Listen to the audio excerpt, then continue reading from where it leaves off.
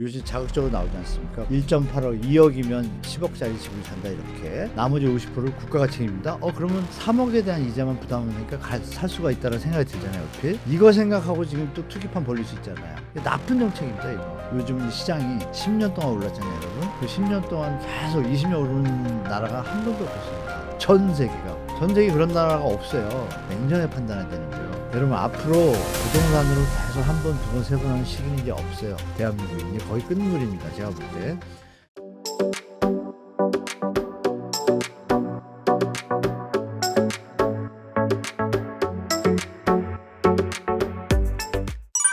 안녕하세요. 한문도 교수님. 간단하게 자기소개 부탁드립니다. 네, 안녕하세요 여러분. 저는 여러분이 뭐 방송에서 저 좀 뵀을 거고 대학에서 강의를 하고 있고요. 현업에서 한 젊을 때 30세부터 한 45세까지 15년 현업에서 좀 근무를 했습니다. 그래서 지금은 강의와 방송 출연을 주로 하고 있고 가끔 책을 좀 쓰고 있습니다. 1억 8천으로 10억 아파트를 사게 된다는 지분형 주택담보대출의 설계가 끝났다는 기사가 있는데 이게 어떤 내용인가요? 지분형에서 이제 좀 생소한데 내용이 좀 파격적이죠. 지분형은 예전에도 있었습니다. 그 수익 공유형 모기지 해가지고 박근혜 정부 때 나왔었어요 물건이. 그래서 그 상품이 나왔는데 그게 결국은 자기 집이 아니라는 어떤 인식 때문에 좀 히트를 못 쳤는데요. 내용은 유사합니다. 1억짜리 집으로 얘기를 하겠습니다. 1억짜리 집인데 내가 1,000만 원밖에 없으면 집 사기 힘들잖아요. 물론 대출이 90%가 되면 살 수 있습니다. 근데 그게 아시는 바와 같이 전 세계 패턴이 소득을 범위를 넘어서는 무리한 대출은 결국 경제와 가계에 문제가 생긴다 그래서 소득 수준의 대출만 허용하자는 게 전 세계 트렌드로 바뀌었죠. 그러니까 그럼 한 뭐 5, 6천밖에 대출이 안 되면 모자라니까 못 사잖아요. 그 모자르니까 못 사는 그 부분을 국가가 돈을 대신 내는 겁니다. 그러면 우리가 주식회사도 주식이 100개 있으면 내가 10개 있으면 10%를 갖고 있는 거고 90%는 내 집인 것 같지만 대출 받으면 지분은 저쪽에 있잖아요. 그래서 그 지분입니다. 주식회사 지분처럼 집을 지분 형태로 나눈다는 개념을 출발해서 중요한 건 이제 뭐 요즘 자극적으로 나오지 않습니까? 뭐 1.8억, 2억이면 10억짜리 집을 산다 이렇게. 내가 2억밖에 없는데 2억을 갖고 집을 못 사죠. 대출을 무리하게 받아서 살 수 있는데 이자 부담은 못 견디잖아요. 그러니까 나머지 50%를 국가가 책임진다? 그러면 3억에 대한 이자만 부담하니까 살 수가 있다는 생각이 들잖아요, 얼핏. 그러니까 어떻게 보면 다 획기적으로 느끼실 거예요. 그러면 여러분이 상식적으로 생각하시는 건 딱 한 가지입니다. 이게 누굴 위한 정책일까요? 진정으로 이 청년들을 위한 정책일까요? 그러면 그 예산이 전 국민한테 100% 지급할 예산이 있나요? 없습니다. 그래서 시범으로 하는 겁니다, 지금 일부. 이 시범이 어떤 효과가 있냐. 시범으로 하면 서로 살려고 할 거 아니에요. 몇 개 안 되니까. 그러니까 어떤 효과가 나요? 집값이 오르겠구나라는 착각을 일으킵니다, 이 시장에. 그래서 그러면 결과적으로 볼 때 다 혜택이 안 되면 나머지 분들은 어떻게 사게 될까요, 집값이? 5억짜리 집이 있다고 가정할게요. 그럼 1억만 있으면 집을 살 수 있잖아요. 그럼 이게 이 사람들이 어떤 생각을 해요? 내가 살 집을 마련하는 게 아니라 1억 갖고 5억짜리 집을 샀는데 얘가 7억이 되면 수익률이 200%죠? 이거 생각하고 지금 또 투기판 벌릴 수 있잖아요. 나쁜 정책입니다, 이거. 왜? 정상적으로 소득 수준의 전 세계가 글로벌 금융위기를 겪으면서 소득 수준을 넘어서는 대출을 하지 말라고 하니 국가가 돈을 들어가잖아요. 그래서 국가 돈 누구 돈이에요, 여러분? 우리 돈이에요. 우리 돈 갖고 왜 우리가 우리 값을 올리고 일부 산 사람들은 이득을 보고 나머지 국민들은 또 피해를 봐요? 국가는 세금은 또 더 받아 먹으려고. 5억짜리가 10억 되면 세금 더 받아 먹잖아요. 이런 기득권, 카르텔, 모피아, 기재부 이 세력들이 만든 프로그램을 저는 생각해요. 냉정히 보면. 물론 시장주의자들은 박수치겠죠. 집값이 이제 오를 거야 이러면 당연히 오르죠. 근데 왜 이런 정책을 합니까? 대한민국 부동산은 이런 쓰레기 정책들이 대한민국 부동산을 이렇게 만든 겁니다. 우리 청년들이 우리 옹달 독자분들은 이 얘기하면 분명히 또 안티하고 이상한 논리 붙일 거예요. 제 말이 맞다는 걸 다 아실 겁니다. 이런 거 하지 말고 집 많이 지어서 싸게 분양해 주면 되잖아요. 청년들한테. 왜 이런 짓거리 합니까? 저는 그래서 이번 금융당국의 이 정책이 마치 서민을 위하는 것 같지만 뒤로 끝까지 청년들의 노동 가치를 핏바라 먹으려는 아주 악질적인 정책이라고 말씀드리겠습니다. 얼핏 보면 상당히 좋은 상품 같습니다. 그렇죠, 여러분? 근데 천일의 칠면조라고 들어보셨죠? 천일 동안 이렇게 먹이를 줘요. 천일째 어떻게 해요? 잡아먹잖아요. 이거 도와주는 것 같죠? 아닙니다. 이 도와주는 것 같지만 나중에 5억짜리 집이 펌핑이 돼서 5억짜리를 갖다 10억에 올라가는 수준에까지 따라서 산 사람들이 있을 때 나중에 내가 이거 팔고 나왔을 때 집값이 이거 없었으면 10억이 안 될 게 10억이 돼 있잖아요. 그러니까 이득은 조금밖에 더 못 보고 손해볼 것도 제로 게임인데 결론은 뭐예요? 가격만 올라가서 내가 손해보게 됩니다. 이게 아주 교묘한 금융산업자본주의 프로그램이니까 속으시면 안 됩니다. 현재 조기 대선 전까지 부동산 시장이 관망세로 이루어지고 있다고 하는데요. 현재 부동산 시장은 조용한가요? 현재 부동산 시장을 어떻게 보시나요? 부동산 시장이 우리가 이제 2022년도에 벌써 3 년이 됐습니다. 2022년도에 주택 가격이 폭락을 하고 나서 정부 정책으로 이제 회복을 했지만 지방하고 수도권은 조정이 된 상태예요, 아직도. 그리고 서울은 일부 강남 3 구하고 마영성 필두의 한 8 개구 정도가 좀 강세를 보이고 또 일부 단지들은 신고가도 나오고 했죠. 그 조용한 상태라고 볼 수 없는 것이 원래 이 토지거래 허가 제도 때문에 요번에 폭발했잖아요. 그거 상관없이 2023년도, 4년도 작년 2 해하고 올해를 비교해서 말씀드리면 2023년도에도 여러분들이 아시는 특례보금자리가 38조 6 천억 그리고 나머지 해서 한 50조 가까이가 투입이 됐어요. 그리고 2024년도에도 신생아론이라는 이름으로 또 나오면서 그것도 한 55조 60조 가까이 투입이 됐어요. 그래서 시장이 버텼죠. 그걸로. 왜냐하면 5년 초기 5년을 갖다가 저리로 이자가 저리로 적용되고 6년 차부터 변동금리로 이제 제대로 된 금리가 적용되니까 일단은 부담이 없거든요. 그래서 그분들이 그 제도가 연말에 결산 마치고 나면 1월 말부터 이제 시작을 해요. 그래서 보통 1월 말부터 2, 3, 4, 5, 6, 7, 8, 9개월 정도 되면 그 예산과 얼추 소진되는 게 맞아요. 그래서 2023년도도 그랬고 4년도도 그랬고 8월, 9월에 다 꺾입니다. 그러니까 대출 떠받치지 않으면 지금 집값이 더 갈 수 없는 시장 상황인 거라는 걸 먼저 아셔야 되고. 근데 올해도 아니나 다를까 그게 이제 풀렸는데 아시는 바와 같이 계엄 사태 때문에 집값을 자꾸 정부 돈으로 하는 게 좀 문제가 있다라는 그 인식이 있으니까 요번에 홍보를 안 해요. 조용히 물밑에서 갑니다. 작년에 발표를 했는데 보통 1월 29일, 8일 이 정도에 발표하거든요. 그리고 온갖 언론에서 정책 자금 55조 투입 뭐 신혼부부 장기절이 뭐 이런 거 막 뜨는데 그게 없었어요. 분위기가 이러니까.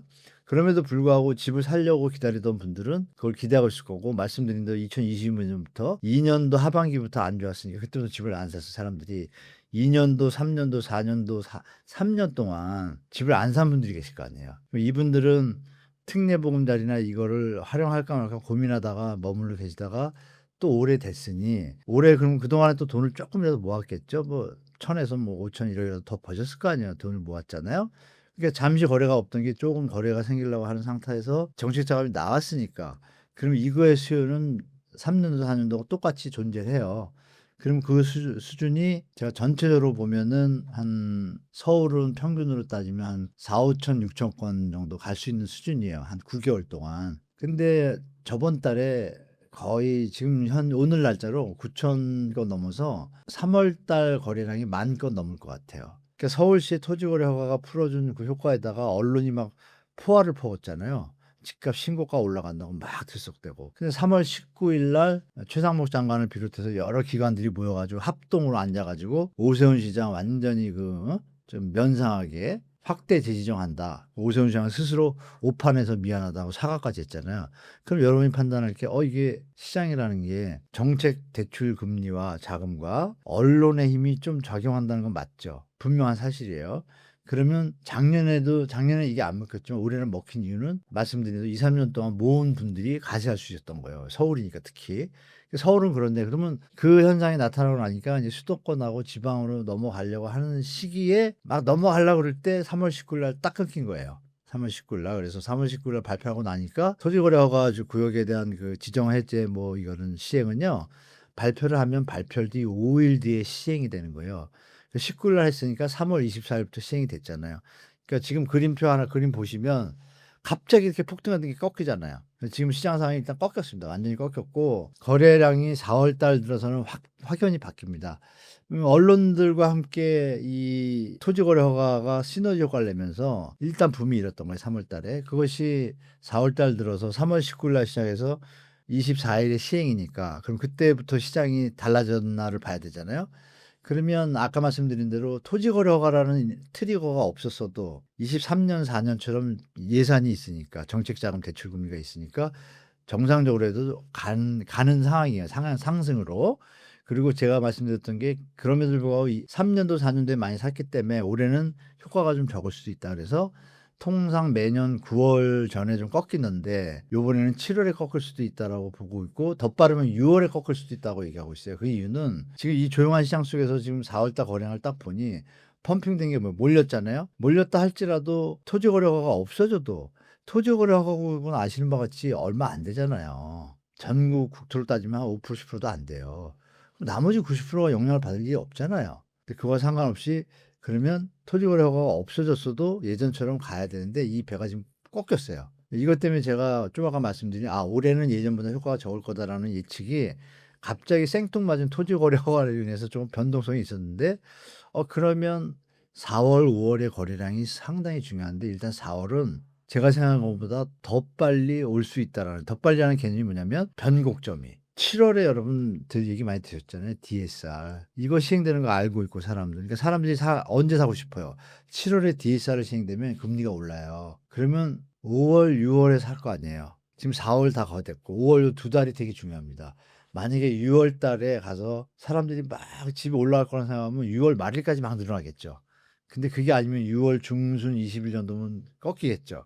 이게 이제 앞으로의 시장을 예측할 수 있어요. 6월 20일, 15일 정도에 갑자기 패턴이 다운이 된다? 그러면 이미 살 사람은 다 산 거가 되겠죠? 그러면 뒤의 시장은 어떻게 될까요? 이거는 아주 반복되는 사이클입니다. 데자뷰 때문에 준비하셔서 그 안에 우리가 뉴스에서 많이 봤던 뭐 PF나 이런 문제들이 터지면 시장 분위기는 완전하게 터닝 포인트를 갈 수도 있다라고 좀 말씀드리겠습니다. 최근에 부동산 시장 침체의 상징인 마이너스 프리미엄이 서울까지 번졌는데요. 이러한 이례적인 일은 왜 발생했고 어떤 상황에서 벌어지는 걸까요? 뭐 일부 지역이라고 표현하셨는데요. 여러분들이 아시는 경기도 뭐 광명시는 사실 서울에 붙어 있기 때문에 준서울이라고 또 표현하죠. 그리고 일부 뭐 소규모 아파트나 홀로 아파트가 그렇다고 얘기를 하셨는데 물론 서울 강남은 좀 그렇습니다. 그리고 예전에 강북구 수유동에 땡땡땡 아파트가 고분양가로 인해서 할인 분양을 했죠. 마이너스 피라기보다 거긴 분양이 아예 안 됐던 거고. 근데 최근에 이제 송파 땡땡 아파트가 이제 분양을 했는데 분양할 때 청약률이 좋았어요. 되게 좋았는데 지금 마이너스 피란 말이에요. 왜 이런 일이 벌어질까요? 간단합니다. 분양을 할 때 기억은 나시겠지만 2022년도 그러고 나서 3년도에 분양 조건을 되게 완화했어요. 청약 조건을. 사가지고 계약금만 넣고 샀다가 뒤에서 사줄 사람이 있으면 생각해보자면 이 15억짜리다 그러면 계약금 얼마? 1억 5천이에요. 1억 5천을 넣었어요. 나머지는 중도금 대출 받으면서 이자를 내야 되잖아요. 사인만 하는 거예요. 돈이 안 나가요. 이자만 계산하면 돼요. 그럼 이자가 15억짜리면 뭐 그냥 대충 3천, 4천 나간다고 칠게요. 집 다 지어질 때까지. 그럼 이 사람 입장에서는 1억 5천 계약을 하고 이자 한 3, 4천 나갔는데 1억만 올라도 돈이 번 거죠, 일단. 제도 자체를 팔 수 있게 해놨으니까. 전매를 할 수 있게. 그러니까 다들 그걸 노리고 강남 일대는 앞으로 계속 뜰 거라고 판단해서 이거 비싼 거 아니야라고 계약하신 분들이 계시겠죠. 그 사람 돈이 얼마 있어요? 1억 5천밖에 없는 거예요. 입주해야 되는데 잔금 마련해야 되잖아요. 잔금 마련해야 되는데 그 이자 낼 생각하니까 답이 안 나오는 거예요. 그 분위기를 보니까 안 팔리고. 그러면 계산 바로 돌아오죠. 1억 5천 투자했는데 3천 마이너스 났잖아요. 빨리 파는 게 낫죠. 근데 안 팔려요. 그러니까 이걸 사가지고 가면 더 힘들어지는 거고 안 사고 그럼 빨리 팔아야 되니까 더 깎아야 되는 거예요. 내가 샀던 것보다 조금만 더 깎아서 빨리 빠져나오는 게 왜? 너무 비싸니까. 이자로 원금 다 날라게 생겼잖아요. 그러니까 마이너스 피가 나오는 거고 비싸다는 얘기죠. 실수요자가 산 게 아니라는 얘기예요. 그게 이제 일부 강남 일대에도 한두 개 현장이 있는데 여러분이 아시는 광명 유명한 그 광명이 한때 광명이 든다고 난리가 났었습니다. 그 막 2,000세대, 3,000세대, 4,000세대 대단지 최신형 아파트로 2, 3년 전에 분양 많이 했어요. 그때 난리 났습니다. 막 100대 1, 60대 1 다 이랬어요. 그럼 제가 지금 설명드린 대로 이런 걸 노리는 분들이 꽤 계세요. 자, 근데 그 분양가가 보통 12억 뭐 13억 이랬거든요. 그 당시에 갑자기 폭등하던 시절이니까 분양가가 먹혔어요. 폭등하던 시기니까. 근데 일단 한번 꺾였고 그 사람들이 살 수 있는 사람이 있어야 수요가 존재해야 되는데 없으면 어떻게 살 사람이 없으면 이 사람들도 똑같이 생각하겠죠. 내가 들어가서 살아야 되는데 그럼 있던 집을 팔아야 되는데 아니면 전세를 한번 빼서 들어가는데 그래도 돈이 모자라. 나는 팔 생각을 하고 분양을 받은 거예요. 팔아먹으려고 돈 차익 남기려고. 근데 안 팔리니까 어떻게 해요? 그 계산기 두드리는 거죠. 내가 이거 이자를 갚으려면 현재 벌고 있는 걸 다 넣어야 되네? 내가 들어가서 살면? 그럼 어떻게 돼요? 무섭죠. 그럼 팔아야 되는데 안 팔리면 어떻게 돼요? 싸게 팔면 그 금액에서 끝나요. 제 손해가. 그죠? 근데 그 금액이 지금 1억까지 됐습니다. 마이너스 피가. 신규 현장인데. 그러면 들어갈 돈이 없었다는 얘기가 증명이 되잖아요. 아니면 대출도 다 못 하는 거예요. 이런 분들은 어쩔 수 없이 팔게 되는 거고, 그나마 여유가 있는 분들은 힘들어하면서 메꿔 나가겠죠. 근데 그분들은 또 어때요? 그럼 이자 돈이 많이 나가니까 내수가 또 안 좋아지겠죠. 만약에 그분이 자영업자야. 내 장사를 잘해서 돈을 갚을 생각을 했는데 나처럼 많은 분들이 이렇게 부채가 늘어났으니 자영업이 잘 될까요? 안 되잖아요. 이게 악순환의 시작이에요. 이 부동산의 블랙홀이 시작된 건데 이게 똑같이 2011 년도도 똑같았어요. 2009 년도에 이렇게 청약 좀 풀어 줬어요. 이렇게 분양 잘 돼요. 분양 좋았어요, 청약률. 11 년도에 물론 그때는 저축은행 부도 사태가 있었는데요. 그 터지자마자 아니나 다를까 이 마이너스 피 아파트가 서울은 30에서 35%, 수도권은 40에서 45%다 마이너스 피였어요. 그때는 주스로 나눠졌어요, 아파트를. 그 산 사람이 바본 거예요, 분양받은 사람이. 그럼 여기 뭔가 시장에 리스크가 보이잖아요. 이게 시장의 현실이야. 아, 그럼 현재 주택 가격은 뒤에서 정상적으로 사줄 만한 사람이 없는 시장이라는 얘기가 반증이 되잖아요. 그쵸, 여러분? 분양가가 높다는 얘기예요. 낮아져야지 거래가 있겠죠. 아니면 말씀드린 대로 3, 4년 또 돈을 모아서 사든지 쫓아가든지. 그러니까 당분간은 그 수요가 없겠죠. 뭐 요런 시장이 펼쳐진다. 그래서 마피아가 지금 잘 안 나오지만 조금 있으면 뉴스로 이제 많이 나올 거다라는 걸 가을에 많이 나올 수 있습니다, 여러분. 요번에. 그래서 마피아 아파트에서 소식이 이제 나오기 시작하면 한번 유튜브에 쳐보세요. 생각보다 많습니다. 그래서 보도해 주셔서 많지 않죠. 왜 그런지도 제가 말씀 안 드렸는데 시청자분들이 잘 아시죠? 마피아 쳐보시면 유튜브에 어마어마합니다. 이게 앞으로 여기서 멈추는 것이 아니라 앞으로 증가한다는 게 문제입니다. 문제는 아니죠. 증가한다는 게 시장의 현실이니까 잘 판단하시고 접근하시기 바랍니다. 부동산 시장의 변동성이 큰 시기에 오래 집을 사려는 무주택자분들의 대응 전략은 어떻게 하면 좋을까요? 이렇게 말씀드릴게요. 자본 시드머니, 기본 자본이 부동산 가격에 사시려는 주택 가격의 30%, 40% 정도 되신 분들, 이분들을 먼저 말씀드리고 그 이하 조금 부족한 분들, 40% 이상이 되시거나 50% 이상의 시드머니가 있다고 하면 냉정하게 나머지 금액을 대출을 받으셨을 때 대출 원리금이잖아요. 원금과 이자를 내는 돈이 내가 버는 소득의 40%를 넘으면 하지 마십시오. 그거는 비싼 겁니다, 일단. 비싸다고 보시면 돼요. 본인한테도 비싼 거고, 그러니까 본인이 살 때. 근데 그게 만약에 내 소득의 30% 수준이다. 이거는 사시는 걸 적극적으로 고려해도 돼요, 기존 주택. 그리고 30% 이하의 분이에요. 그러면 당연히 아까 말씀드린 분보다 더 부담이 있겠죠? 있으면은 자기가 살려는 게 너무 높으면 무리해서 뭐 LTV 이런 거 다 써가지고 대출 비율이 뭐 70%도 가능은 해요, 지금 이론적으로. 그렇게 사진 마시라고 말씀드릴게요. 절대 그건 지금 위험한 시기다. 주택 가격이 상승하던 시기엔 그게 단기 차익을 누리게 가능은 해요. 무리하게 대출을 받았어도 2, 3년 뒤에 사줄 사람이 많다고 판단되면 안전하다고 판단되면 살 수 있죠. 투자 개념에서. 2년 거주하고 3년 보유해야 양도세가 비과세요. 3년은 가야 되는 거예요. 기본적으로 3년을 내가 유지할 수 있는 일을 보면서 보통 사람들이 그러잖아요. 대부분의 분들은 거주 목적인데 요새 하도 시장에서 뭐 자본주의 갭투자 이러니까 제가 물어보면 그 10분 중에 8분이 이렇게 그래요. 아, 거주가 우선이에요. 근데 투자도 이렇게 됐으면 좋겠어요. 이 쓸데없는 게 지금 다 붙었어요. 진짜 이렇게 돈 많은 분들은 또 그것도 얘기 안 해요. 진짜 일하시는 분들은 아, 그냥 저 살집을 차는데 왜 이렇게 비싸 이렇게만 얘기해요. 근데 그분들 숫자가 예전엔 반반이었는데 지금 거의 없어지고 이런 표현이 죄송하지만 진하게나 다 투자 뭐 이런 얘기해요. 근데 진하게나라는 말도 잘못된 게 환경이면 맞아요. 맞는데 부동산에 투자의 시기가 있거든요. 저점일 때 사서 중고로 갈 때 뭐 무릎에서 사서 어깨에서 파는 롱텀의 자산 계획을 갖고 주고 플러스 알파가 투자가 되는 게 정상인데 요즘은 그게 아니라 투자를 위주로 가는 쪽이 더 많잖아요. 근데 그렇게 가시면 요즘은 시장이 10년 동안 올랐잖아요, 여러분. 그 10년 동안 계속 20년 오른 나라가 한 번도 없었습니다. 전 세계가 200, 뭐 300 나라 숫자가 저도 되게 많던 300개 되는가요? 전 세계 그런 나라가 없어요. 미국조차도 5년, 10년 갔다가 꺾이잖아요. 그럼 그때가 올 때가 됐잖아요. 됐는데 나라에서 지금 받쳐줬잖아요. 그럼 우리 수요자분들은 냉정하게 판단해야 되는 거예요.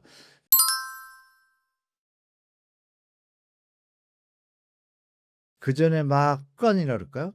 계속 오른다는 게 뉴스를 10몇 년 동안 들었으니 조금만 오른다고 막 이런 뉴스를 기대기들이 막 하면 아, 막 불안하고 찝찝하고 기분 나쁘고 이러니까 아예 더러워서 산다 이런 경우도 있어요. 절대 그러시면 안 돼요. 냉정을 찾으셔 가지고 '아, 내 동네 이 주택 가격이 적정한가 아닌가.' 자, 적정하지 않다라고 가정을 할게요. 좀 비싸 내가 보기에. 그런데 내 수준이 사 가지고 부담이 없는 수준이다. 그러면 사도 돼요. 왜? 머리 스트레스 안 받으시잖아요. 일만 하시면 되잖아요. 여러분 앞으로 부동산으로 계속 한 번, 두 번, 세 번 하는 시기는 이제 없어요. 대한민국이. 이제 거의 끝물입니다, 제가 볼 때. 그러면 뭐 혹자는 얘기하죠. 서울 얘기하는데 그것도 요새 세종시 이전 뭐 꾸물꾸물대잖아요. 아마 국민 모두가 세종시로 옮겨야 된다고 다 생각할 겁니다, 속으로. 서울에 주택 10개, 20개 갖고 있는 사람 빼고 하나 갖고 있는 사람조차도 세상을 볼 줄 알고 우리가 교육을 받았기 때문에 이게 좀 균형이 돼야 된다는 건 다 알고 있어요. 그러면 이게 전체적으로 여론이 잡혀지면 정치인들은 분위기를 보다가 느끼다가 어느 시점에 그걸로 가잖아요.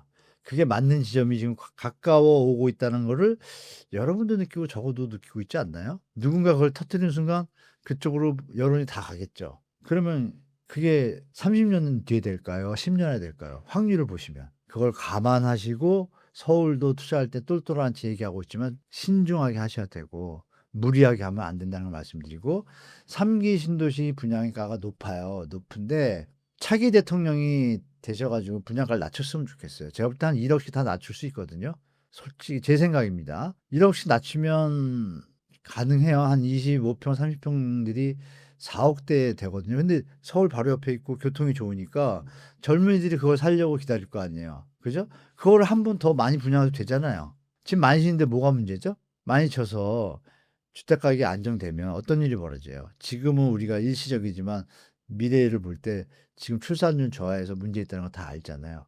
그러면 우리 젊은이 분들도 이렇게 도덕적으로 우리가 교육받은 걸 보면 결혼해서 정상적으로 애기도 뭐 교육비가 비싸니까 뭐 하나 정도 뭐 여유가 되면 둘 정도 낳고 사람들끼리 살고 싶은데 분위기가 그걸 허용하지는 않잖아요. 그러니까 이거를 그럼 바꾸려는 어떤 국민들의 뜻과 리더가 있으면 바뀔 수가 있겠죠. 그 시기가 저는 다가오고 있다고 생각해요.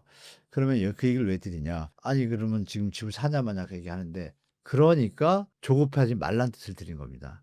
그래서 결론은 여유가 되고 정신적으로 스트레스를 많이 받는데 내가 살 능력은 돼요.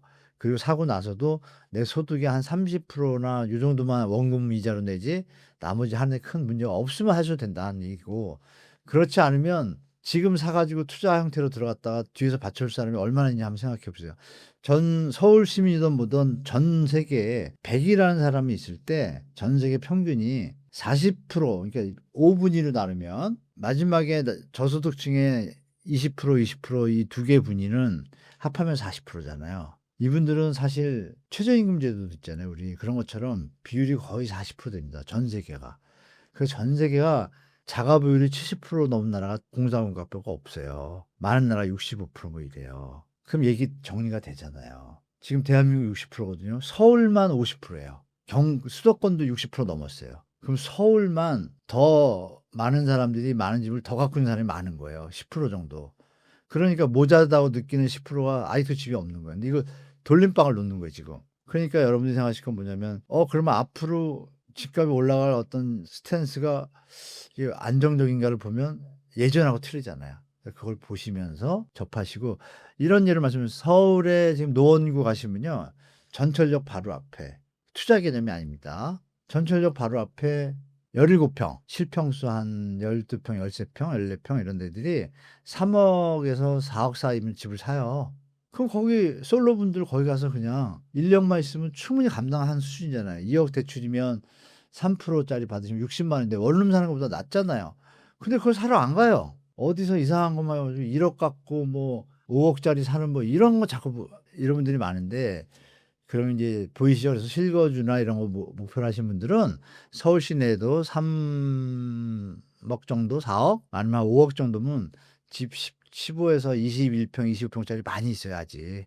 그걸 하셔서 셀프로 이렇게 조금 손보시면 새 집 같아요. 그리고 아파트 콘크리트 여러분 100년 갑니다. 이런 거 감안하셔 가지고 실거주가 필요하신 분들은 뉴스만 보시고 그러면 계속 스트레스 받으시니까 발품 좀 파셔서 뭐 점점 이제 슬럼화된 서울 지역들도 국가에서 점점 이렇게 커뮤니티나 이런 것들, 도로 개선 이런 것들 다 계속 개선하고 있으니까 점점 동네들이 다 좋아지거든요.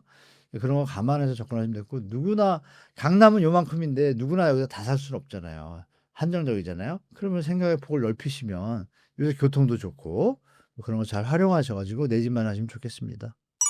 현재 5060 혹은 이후 세대 분들이 노후 준비를 위해서 부동산에 관심을 보이고 있는데요. 투자 목적이 아닌 노후를 위한 집을 장만할 때 어떤 집에서 살면 좋을까요? 요새 집을 장만하는 분들보다 파시는 분이 많은 걸로 제가 아는데, 왜냐하면 자녀 결혼 때문에 파시는 분이 많은 걸로 저는 알고 있어요. 그리고 6070이 그렇군요. 50은 좀 마지막에 좀 사시는 분들이 계시고, 60도 뒤늦게 사시는 분들 계시고, 생애 최초로. 그분들이 사실 때는 사실 투자 목적을 많이 안 가지세요. 제가 상담을 해 보면 투자에 대한 개념보다는 이제 거주의 목적을 많이 갖고 계세요. 물론 그중에 갭 투자를 한두 번씩 해 봤던 사람들은 투자 목적을 더 갖겠죠. 한 번 해 가지고 돈을 벌어서 사 오는데 망했어요. 집을 살 때 옛날 생각이 나겠어요, 안 나겠어요? 그런 분들은 근데 비율이 예전보다 적어요. 적기 때문에 지금은 또 인구 감소 시대라는 걸 다 알잖아요. 잘못 샀다가는 물리는 경우가 많아요. 특히 이게 수도권이 그렇습니다. 수도권은 정말 조심하셔야 될 게, 새로 짓거나 새로 입주하는 단지들이 비싼데 계속 올라갈 거라 하면 큰 착각을 합니다, 제가 볼 때. 물릴 때가 많아요. 아까 말씀드렸던 광명도 불과 2년 전에 100대 1인 현장이 마이너스 P가 뭐 몇천 1억씩 되니, 그럼 얘기 정리되잖아요, 여러분. 그래서 그때 산 사람은 정말 잘못 산 거잖아요. 이자 돈 다 내고 1억 더 써. 어마어마한 차이입니다, 지금 사는 사람이랑. 그러면 이런 사례가 언론들이 제대로 따르면 많이 퍼져주면 사람들이 판단할 거 아니야. 아, 이게 분양가가 높고 문제가 있구나. 그럼 사는 어떤 욕구나 투기 욕구를 갖다 재워주면 갖고 있는 사람은 어떻게 되겠어요? 아, 더 받기 힘들겠구나. 더 싸게 팔고. 그 사람은 손해본 상태 아니잖아요. 영끌해가지고 자기가 실거주를 산 사람들은 문제 없잖아요. 값이 내려가고 올라갈 때 기분은 좀 나쁘겠지만 사는 데 지장 없잖아요. 그러면 그림 좀 나오잖아요. 그래서 제가 들을 때 5060 분들은 절대 투자 마인드, 좋은 말로 투자지, 투기에 가깝잖아요. 일 안 하고 돈을 번다는 게 말이 됩니까? 물론 우리가 인구가 성장하고 경제 이론을 배우면 수요 공급의 이론에서 집이 사람 수 느는 것보다 집수가 느는 속도가 느릴 때는 그게 맞아요. 근데 지금은 그거 아니잖아요. 좀 틀리잖아요. 그러니까 그걸 잘 생각하시면 5060 분들한테 드릴 말씀은, 저는 솔직히 말씀드려서 투자 마인드 좀 없애시고 그냥 거주 마인드. 우리 몸의 가치가 50억 정도 된답니다, 의사분 말씀이. 뭐 심장 하나 이거 계산하면요, 50억 정도 된대요. 근데 그 집 5억, 10억, 3억 그냥 조금 머리 굴려가지고 돈 벌려고 신경 쓰다가 병 걸리면 어떻게 돼요? 한 방에 가면 50억 날리는 거예요. 이런 얘기가 뭐 피부에 와닿을지 모르시겠지만 그런 것들을 이제 생각하시면서 살 때이기 때문에 5060이신 분들은 절대 자녀가, 또 여러분이 막 부동산에 매몰되어 있으면 자녀 돌볼 마음이 똑바로 될까요? 물론 좋게 얘기하면 부동산 통해서 돈을 많이 벌어서 자녀를 케어하면 되죠, 이러지만 그 사이에 빈틈이 생기겠죠. 자녀들의 시간은 한정적입니다. 딱 대학교 되면 컨트롤 안 돼요. 고등학교도 안 되는데. 그러면 초, 중, 요 때인데 50대, 60대면 애들이 중학생, 고등학교 갈 때 민감할 때예요. 그때 무슨 투기를 하신다 그럽니까? 자녀 잘 건강하고 본인들 건강하시고 내가 안정적으로 살 집을 찾는 게 저는 순리라고 말씀드리겠습니다. 네. 신축 아파트들 부실 공사로 브랜드 아파트조차도 못 믿는다고 합니다. 코로나 때 지은 아파트는 무조건 피하라는 경고가 나올 정도라고 하는데요. 몇 년 정도 지난 구축 아파트가 괜찮은지, 구축 아파트의 매력은 무엇인지가 궁금합니다. 구축 아파트와 우리 시청자분들과 우리나라의 언론들이 문제인데요. 우리나라는 20년이 되면 구축으로 쳐요. 근데 그런 나라 전 세계에 하나도 없습니다. 되게 이게 좀 자존심 상한 일인데요. 그만큼 집을 잘 못 졌나요? 쪽팔리지 않습니까?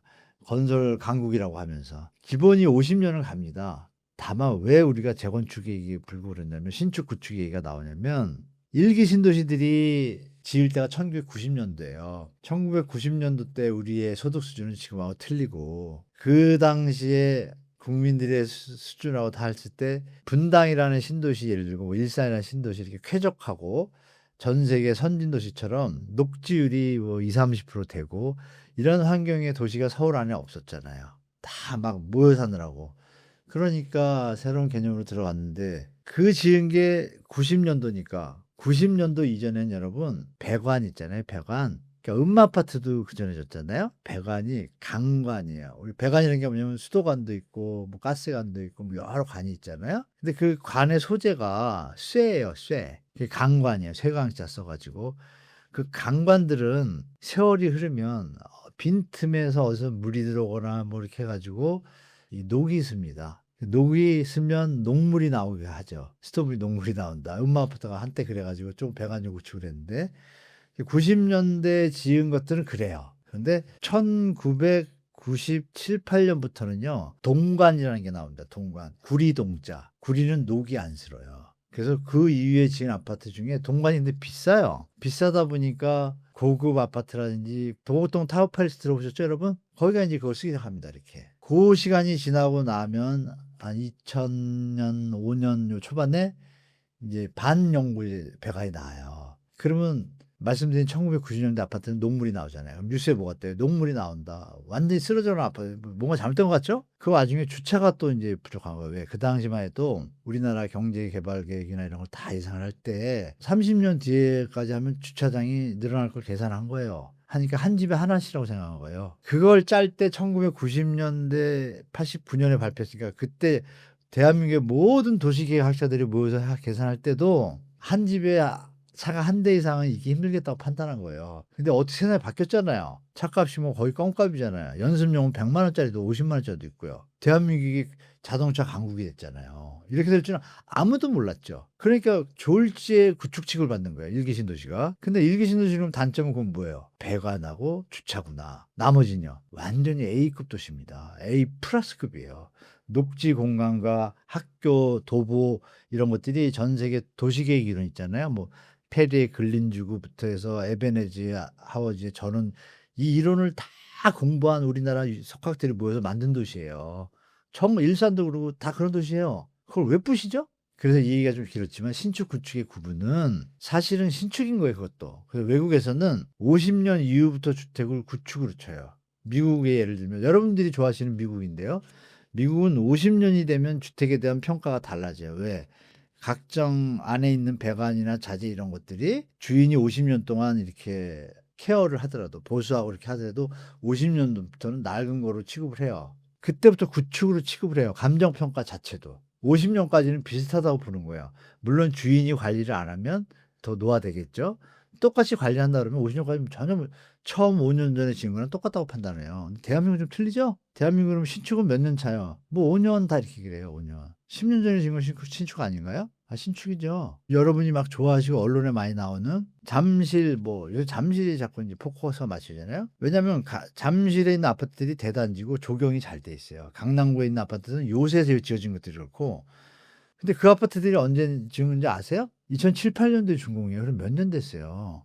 16년, 17년 차예요. 완전 구축이죠? 일기 신도시 비교하면 어때요, 여러분? 내일 모레면 부시고 지어야 돼요. 그 부시고 지면 이상하죠, 여러분? 그래서 언론들, 좋게 얘기하면 시장 친화적 언론, 나쁘게 얘기하면 투기 세력과 결탁한 언론들이 이런 패러다임을 이상하게 잡아놓은 거예요, 프레임을. 그래서 여러분이 생각하실 때 신축은 물론 1990년대에 지은 거는 주택의 주차 대수나 이런 것들 생각을 못 했잖아요. 그럼 제가 말씀드린 대로 2000년 이후에 지은 거는 괜찮다는 판단이 좀 드시죠? 다 신축이에요. 빠딱빠딱해요. 거꾸로 1999년에 지은 아파트는요. 건축법이 삼풍백화점 무너졌던 거 기억나시죠? 무너져가지고 나라에서 갑자기 너희들 똑바로 져 이래가지고 건물 벽이요. 요즘 지은 것보다 1.5배 강도가 더 강해요. 그래서 에어컨 공사하시는 분들이 1999년, 2000년, 2001년, 2000년 지은 집들은 지금 지은 집보다 훨씬 오래됐잖아요. 에어컨 공사로 들어갔더니 벽이 안 뚫어지는 거야. 지금 집들은 이거 해야 되는데 지금 집들은 어때요? 뿡 뚫리네요. 그럼 얘기 다 됐죠, 여러분? 그래서 여러분들이 겉만 보고 판단하지 마시고 지은 연도만 판단하지 마시고 그 시기에 대해서 조금 공부를 하시면 어떤 아파트는 가보니까 그 아파트 관리를 잘해가지고 겉으로 보기에 새 아파트 같아. 지금 여러분 송파 거기 잠실 좀 가보세요. 다 새 아파트 같아요. 다 20년대 가요. 일기 신도시법에 의하면 부셔야 됩니다. 안 맞죠? 여러분들이 구축 신축 보는 방법을 분양해가지고 막 입주하는 거로 한정하시면 안 되고 20년 넓게 보셔서 20년이 됐는데도 잘 관리가 됐고 단지도 좋고 조경도 좋으면 거기가 신축인 거죠. 그렇게 판단해서 접근하시기 바랍니다.